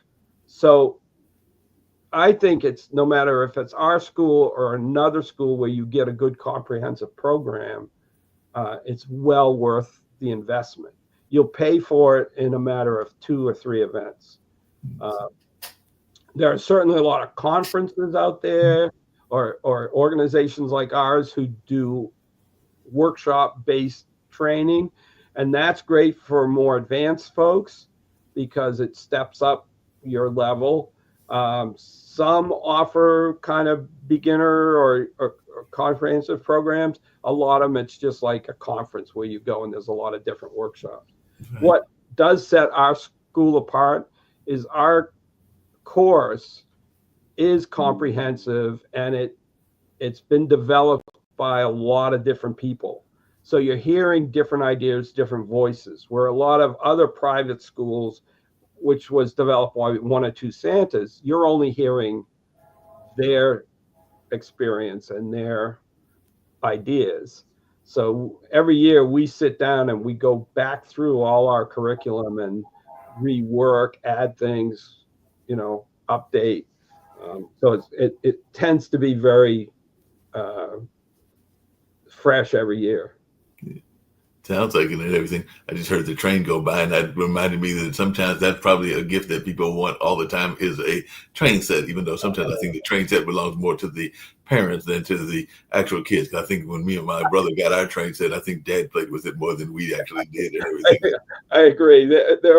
I remember one that wanted a lot of times the little kids will want, Thomas the Train, or they just want a train or truck, and once in a while I had somebody ask for, well, do you want like a real train set? And it was probably like 4 or 5. It's like, you want a real train set, a big, like a HO model? And yeah. And Dad spoke right up. Oh yeah, we want an HO. And I thought, yeah, who's this for? I didn't say it, but yeah. Sometimes it gives us more for the parents than for the actual kids. That has definitely been the case in my own life, and definitely in the lives of friends of mine and everything. Get ready to wind down, but there was a question I was going to ask you that ties into any question I asked just about every guest and everything along those lines. But Santa, now that Christmas is over, where did Santa go for vacation? I know that one of the Santas I talked to was talking about possibly going to the Caribbean and all along those lines. So I was wondering, where is Santa and Miss Claus going, or are y'all going to be content being there in New England because I know New England can get a bunch of snow, which Santa loves and everything. But you might be wanting to go to a warm weather climate. Well, I my vacation can't start till after the end of January because as president of New England Santa Society, I have to get together our big reunion that we do at the end of January every year, and our annual meeting and all that kind of stuff. I am outgoing president. Actually, I'm just filling in for the past half a year. I was the president early on, but Mrs. Claus does not like the cold. She doesn't like it when it's real hot either. So, Right. it's like if it's 60 to 80, 60 to 75, that's okay. But, so it actually is, we are going to take a trip to the Dominican Republic Okay. for a few days. Um, in, and most of our vacations are actually related to Santa. That one is not. But we will be going down to Gatlinburg for the big family reunion, the Santa family reunion, and beginning of March, I think it is. And then through the year, we'll actually travel to other events. We haven't decided where we're going, but there's a lot of different conferences that go on. And then we'll still go. We try to travel some and go different places, just for a weekend or sometimes for a week. But most of our vacations do get built around our conferences. Last year we went to St. Louis and spent some time there, and then drove down to Memphis and stopped a couple places on the way, on our way to the Santa convention in Memphis. So Yeah, yeah. that makes a lot of sense. I know that I mentioned at the beginning of 2025, which is now the first day. We're about halfway through a little bit more than halfway through the first day and everything. So, what is Santa Dan's wishes for 2025? Since it is a full 364 days that we've got to go rest of the year and everything like that till we get to 2026 and everything. So, what is your wish for 2025? And the question I ask all my guests is a message of positivity and hope, and that's on all the shows that I do, just because it's kind of like my own ministry that I let guests give a chance to spread some positivity in the world and everything along those lines. So if you want to tie the two together, that'll be cool and everything. But Sure. definitely we can wrap up and everything. And anything that you didn't cover, that I definitely think we had a great conversation. I've certainly enjoyed talking to you and everything, and I hope you enjoyed the Oh yeah. conversation. It's been enjoyable and laughable and all along those lines. But definitely hope you enjoyed it as much as I did. But any message that you've got for 2025 and for the citizens of the world in terms of positivity? Well, certainly the big push for me this year is more of a personal one where we're trying to clean out the house Mm-hmm. to move on from a big house to just something for Mrs. Claus and I, which might include more travel as well. Just go live places for a while. Um, but in terms of certainly the groups I'm involved with, I mean, I'm really hoping that we can continue to grow the membership and also just provide more and more opportunities for mentoring, for helping each other. Um, we've got a pretty good core group, and now it's really just to help grow the organization and improve on our camp. I think this year is our 10th anniversary at Santa Camp. Um, I'm from the response we've been getting, even the past few weeks from articles that were out there or things like this, we got to share. Um, I think we're going to sell out very early as far as the lodging aspect of it is. And so we're looking for being able to still accommodate folks to come and be part of it. So that's going to be a big push, and just to keep the organization growing. We've made some good progress this past year in terms of getting more people involved, and we're hoping we're going to keep making that happen. So that's kind of my goals for the year, um, and just spending more time with the family and doing more fun things together. We're going to leave here, and we're going to go take a walk in the wildlife area this afternoon with my daughters and their spouses and my wife. So Sounds good. Nature is very important. I need to get out and do some nature walks myself within the next year and all along those lines. Because actually, we have the Duke Botanical Gardens, which aren't that far from where I live. So if you have never been down there, they are fantastic and all along those lines. So they are definitely something worth checking out. What about that message of positivity for the entire community and the entire world? What would your message of positivity be for the world? Because the Pod TV network is seen in various countries around the world. So I think the biggest message I would give is believe. Mhm. You know, believe in yourself and what you can accomplish. I think it's that faith in, what defeats us often is doubt. And if we can just believe that we can do it and we just do it. I have a an event that happened to me that really shaped my life. And this may sound odd, but I'm at the age where Woodstock Mhm. happened when I was graduating a senior from high school. Right. And a group of us said, "Oh, there's this big concert out in New York. Mhm. You guys want to go?"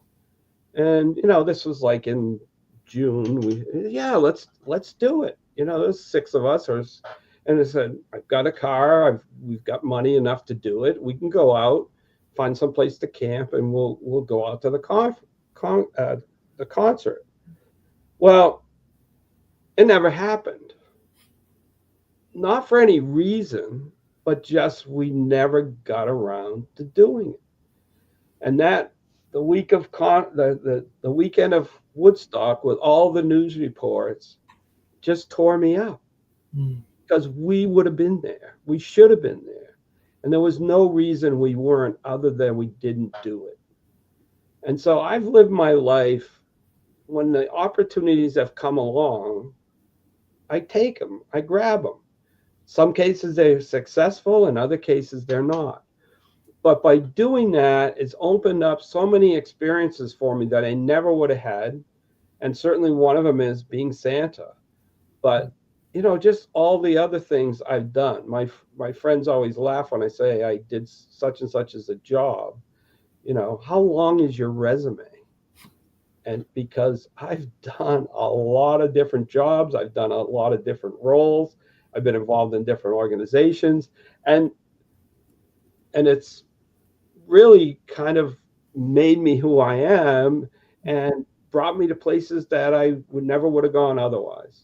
Yeah. And I just have always, when I was a high school teacher, I used to tell the story and just say to the kids, remember Woodstock. If you've got an opportunity to do something, do it. You might not like it, but it might be the best thing you ever do in your life. And I think that it's that belief in yourself that don't say, "Oh, I can't do that," or that's not something I'd like.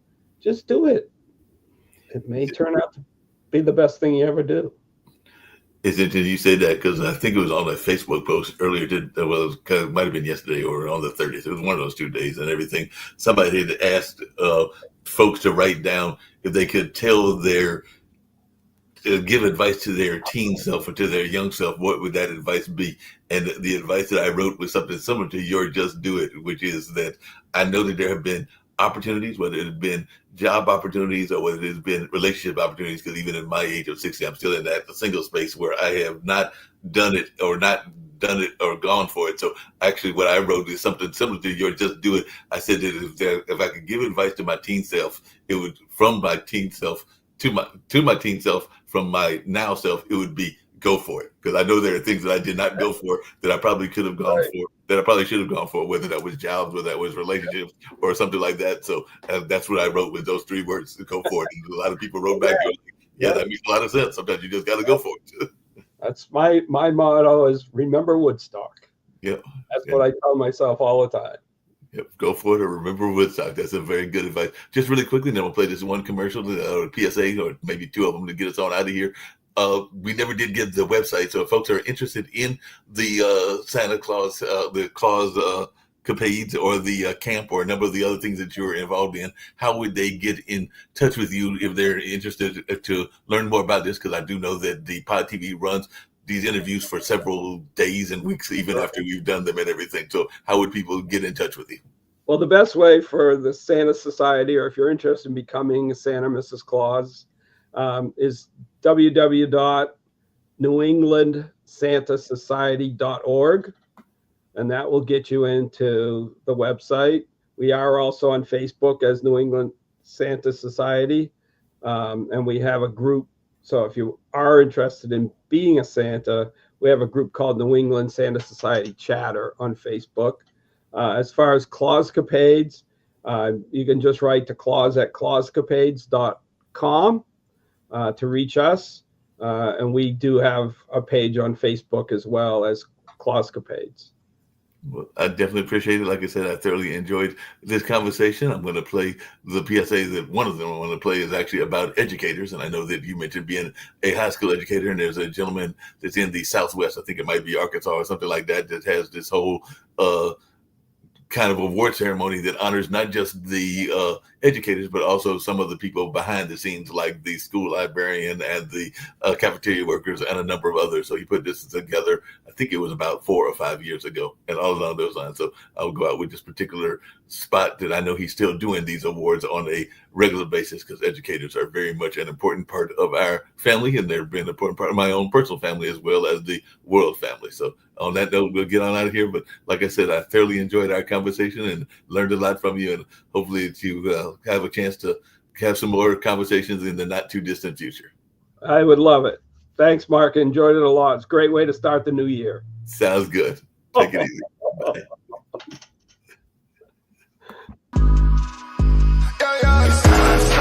I won't fold, I won't drop until we on top. Only going non-stop. I won't fold, I won't drop until we on top. Only going non-stop. I want to thank everyone for coming to the 2020 TAF Awards. This was a show like no other, people. This is the Grammys for dignitaries, educators, and support staff around the state of Oklahoma and worldwide. We cannot do this without the support of the people. So we thank you, I thank you, for being such a dedicated supporter to this movement for the Teachers Appreciation Foundation. I thank you. I won't fold, I won't drop until we on top. Only going non-stop.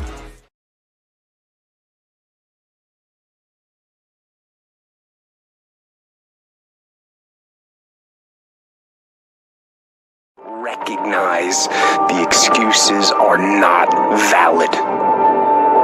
They're conjured up, they're fabricated, they're lies. And how do you stop the lies? You stop the lies with the truth.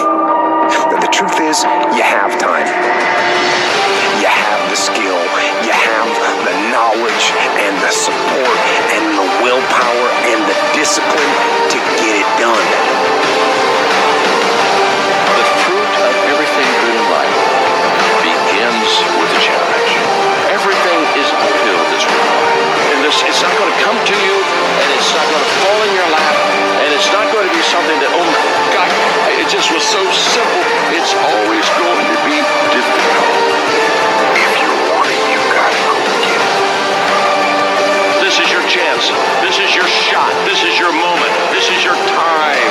This is your place. This is your opportunity. This is my time. This is my moment. Tomorrow, tomorrow, tomorrow. Ain't no such thing as tomorrow. We only got today. It's your dream. If you wanted to have it, get your butt up and make it happen. If you wanted to have it, rise and grind. You still got work to do. Stay on that basketball court. Stay on that football field. It's grind season. This is your time to get what you want. Go work that thing with Work That Thing supplements.